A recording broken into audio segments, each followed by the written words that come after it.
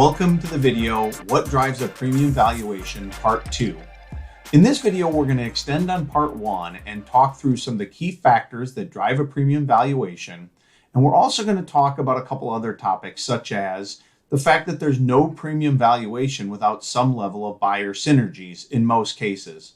We're going to talk about how you can actually model different types of synergies with a buyer. And then finally, we're going to talk about a very key question to wrap up this video, understanding which buyer should pay the most.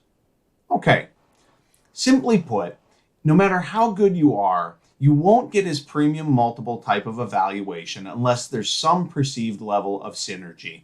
Now, if you're doing better and you're growing at 25 to 40% a year and you've got great margins, you're going to get a valuation that's higher than somebody who's flat growth and maybe doesn't have as good a margin.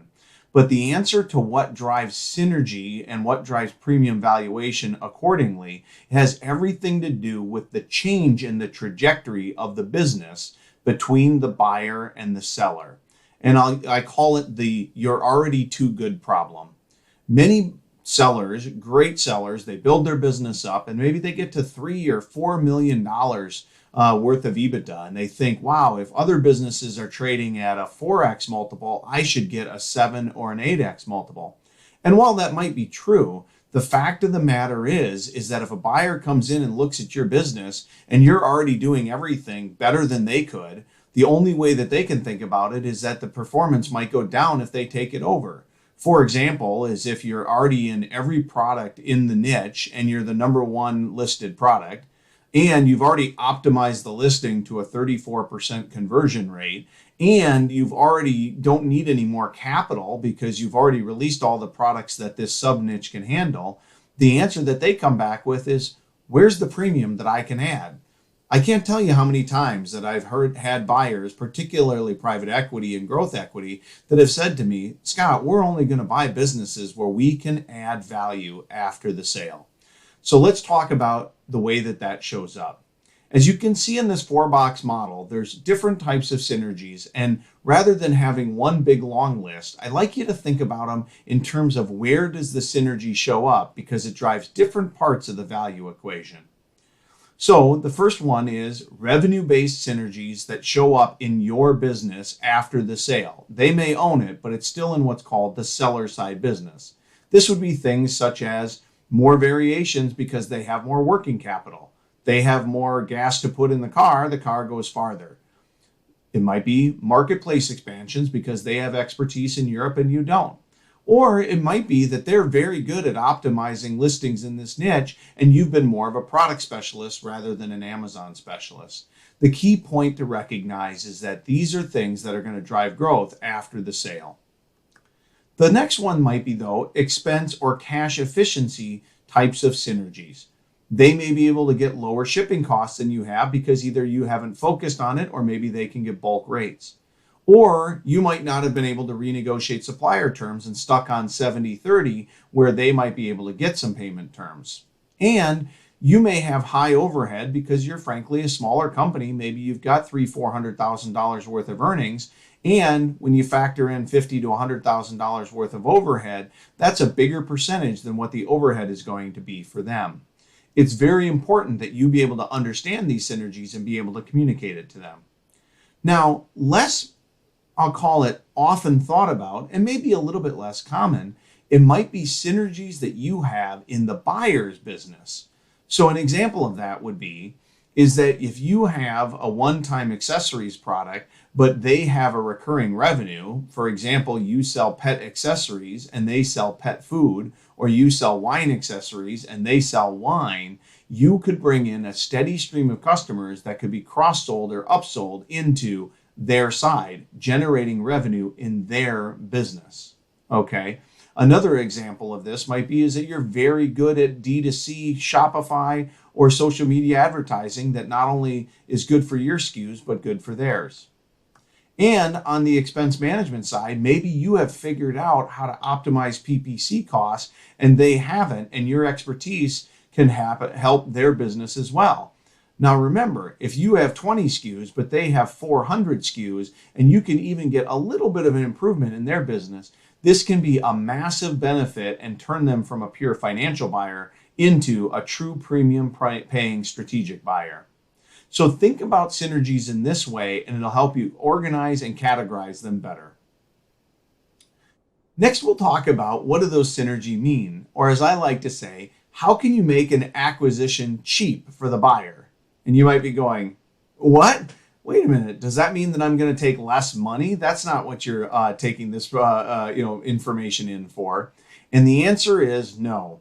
But the way that you can make things cheap for a buyer is something like this.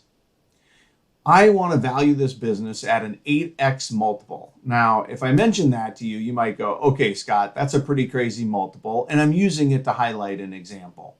And if I look at a business that's not growing and I have historical growth and I pay an 8x multiple for it, I'm only earning a 12.5% return, as you can see from the first little blue box under historical growth. But if I have an ability to layer in future organic growth, which is very, very easy for me to achieve, I might be able to drive that return up to a 15 to 20% return. But when I layer in seller synergies by adding a bunch of color variations and size variations, what I've been able to do is drive the return with seller synergy growth up to 30%. And lo and behold, maybe I have an ability to help them out on their SKUs, and I can now drive things up to have a 50% return in their business, or 45%. Here's the key point. The higher the IRR for them, the lower the effective multiple that they're paying. So in an example like this, they may pay an 8x multiple, again, using an egregious example, because they already know that they're going to be able to drive the business growth so high with all of the synergies that effectively for them, it's costing a close to a 2x multiple. Okay, let's take a look at how this actually happens economically. So as you can see here, I've got the historical sales listed out at $120,000 pre-tax profit, and I've got a 12-month historical multiple of 4.2, and at the bottom, that means it's going to drive an annual return for a buyer with no growth at a 24% level. But then I show them about how they can reduce expenses and grow things, and eventually, as you can see, end up with $337,000 worth of profitability.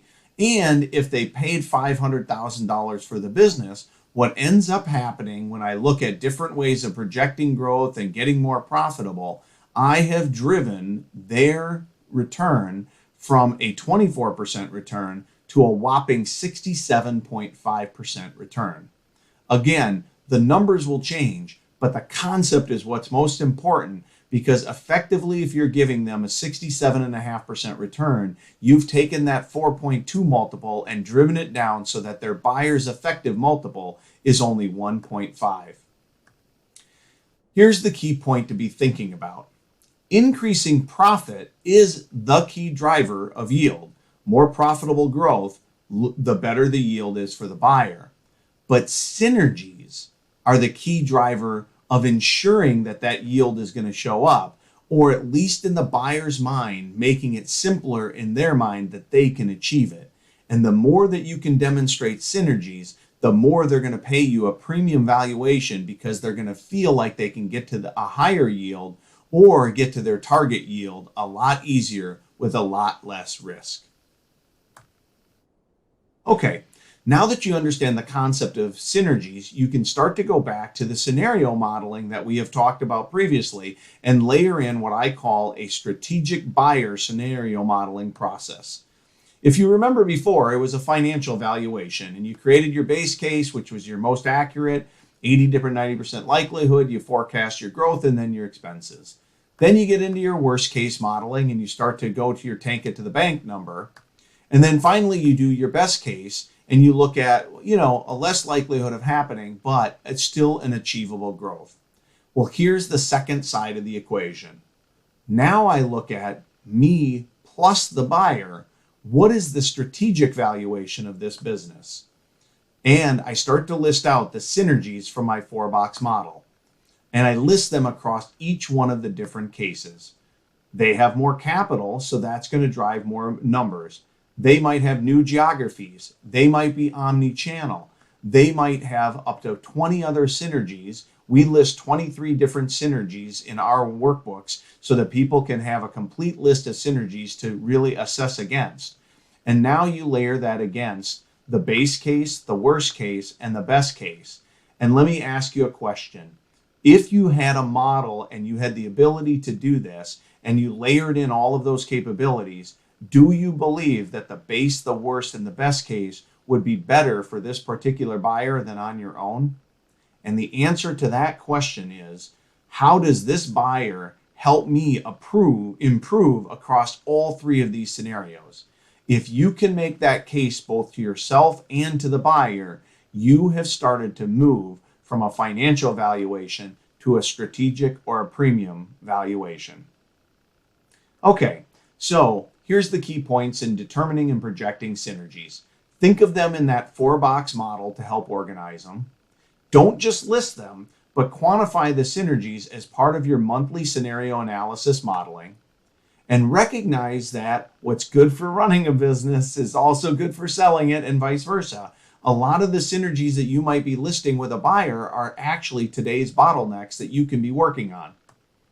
And then finally, recognize that the potential synergies that you have with a transaction partner may be the key reason that you decide to exit. You've hit on a winning niche, but it happens to be in expensive products that are over $100 that have a lot of variations. And you recognize that if you could partner up with the right strategic buyer with capital, you don't need to wait 3 years to exit. You can reach your target number in a shorter period of time by partnering with the right financial or strategic buyer. So the action item is to complete the synergies overview in your workbook and then start working today to realize some of those synergies that you can have happen, while also recognizing that some of them will still be there, or what I call left on the table for your buyer. The last topic that we're going to talk about in this video is something that it took me a long time to realize, but was an essential part of understanding how to get a premium valuation. And it hit me over the head, but I didn't really realize it at the time. It's the concept of who should pay the most and why. I really would say write this question down if you want to improve your ability to get a premium transaction. Here's what happened to me. When I was looking to exit my first company, this is now 20 years ago, we were a software company, and I worked with my investment banker and still a partner in Northbound and a mentor of mine as an advisor. I started thinking about, I got to get out to lots of different buyers. I got to go, what called drop leaflets from airplanes. I want to scan the market. I want to do this. And so I put together a whole big list of buyers and I went through them.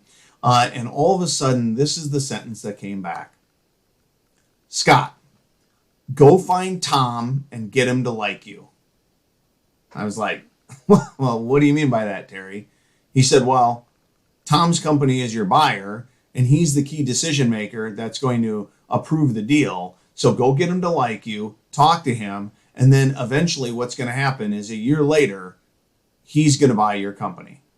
And I thought to myself, this has got to be the craziest thing I ever heard in my life. And maybe Terry doesn't want to do a lot of work. But lo and behold, guess what happened a year later? My company was bought by Tom. And the reason is because Terry was a genius at understanding who should pay the most and why. And let me walk through the example. Was there an aligned vision and strategy around a common investment thesis? In my case, they had already acquired 2 other companies in different parts of the country, and we were the Midwest version of what they'd already bought on the East and West Coast. Were they more than 10x my size? Yes, they had done 120 acquisitions before it, and they were so big that they didn't have really any risk of doing this transaction. If your buyer is only twice your size, in other words, is if you want to get $10 million out of somebody that only is worth $20 million, they're eventually not going to be the person that can pay the most because they're going to perceive too much risk and the deal won't close. They have the highest post-acquisition lift model. Premium multiples are driven based on continuous growth. Well, in my situation, there was already a path to being able to double or triple the size of the company with more capital strength. And did they have a proven ability to execute? Well, yes, because they already had acquired two companies that looked like mine in different areas of the country. And for you, that might mean, have they already acquired people that are in your business niche? And finally, what are they valued at? If they're going to be valued at, for example, my company was valued at 17.5 or 18 times earnings, they're happy to pay you an earnout at whatever level that it is, because the more earnings that you drive, that's just money in the bank for them. So the core thing to think about, and why I saved this for the last of the premium valuation, is that this question can not only help you target the right buyer, but it can save you a ton of effort in the process, because rather than trying to drop leaflets from airplanes and try and reach out to 80 buyers, which you might think is the right way to go, you'll focus on the buyers that really matter. Most sellers don't do this and spend 90% of their time thinking about their own business. But the path to a premium valuation is to start spending more time thinking about your buyer and think about how to drive the best yield for them and the lower risk for them, because ultimately that will answer the fundamental question: who should pay the most for your business? Okay, so in this part 2, what we did is we recognized that without synergies, you really won't get a premium valuation, because you're likely going to fall into the "it's too good to be true" column, where you're already doing everything that you can and they can't generate any synergies. And finally, you've learned that one of the most important questions for you to ask in having an eyes wide open exit as you go down this exit strategy path is the question: who should pay the most for my business? And the more you focus on that, the more you'll uncover the right buyer that offers the synergies to have it be a win for them, but also get you the premium valuation that you've worked so hard to achieve. Thank you.